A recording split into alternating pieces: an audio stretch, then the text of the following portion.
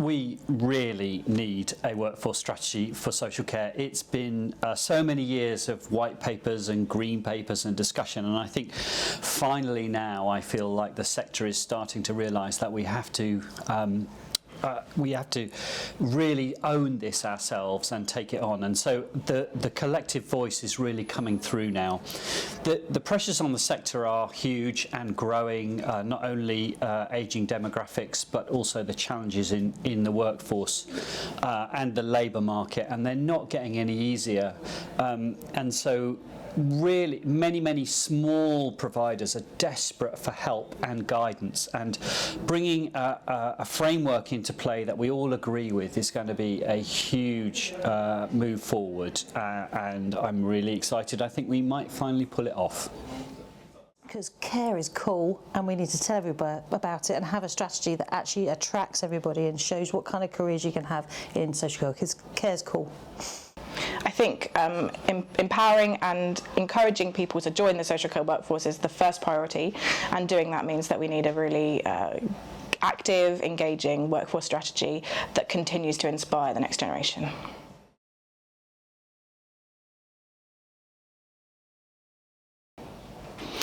So I think the new workforce strategy needs to be really aspirational. I think we need to be innovative. We need to really think about what the future of social care looks like, and we need to be bold, actually. There are lots of skills, there are lots of new roles, there are lots of new technologies that are coming into, well, the world as we know it, and I think within social care we need to embrace all of those things. So we need a strategy that is future focused, that is bold, that is innovative, and that isn't afraid to, really address some of the really sticky issues that we've got within the sector.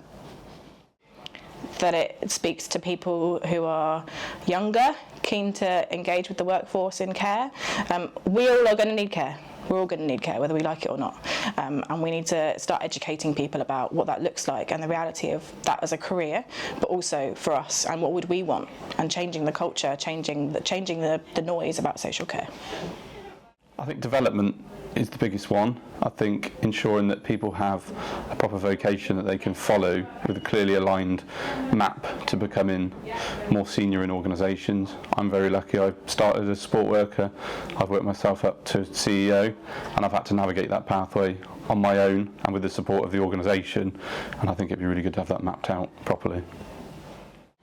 I think the key requirements are changing the perception of social care, like everybody says, but actually selling the career paths, the opportunities that are available in care, especially to the younger generation which might not have considered care as a career.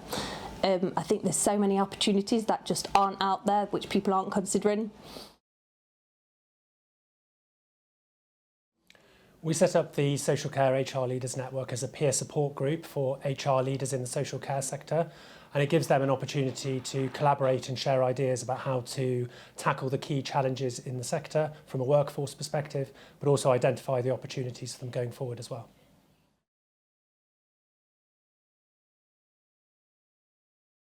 We thought it was really key for HR leaders to be involved in the development of the social care workforce strategy. So we were really pleased when Skills for Care took up our offer of allowing the social care HR leaders group to have a session today to identify the key requirements from their perspective for the workforce strategy, which can then be fed back to Skills for Care and included within their strategy.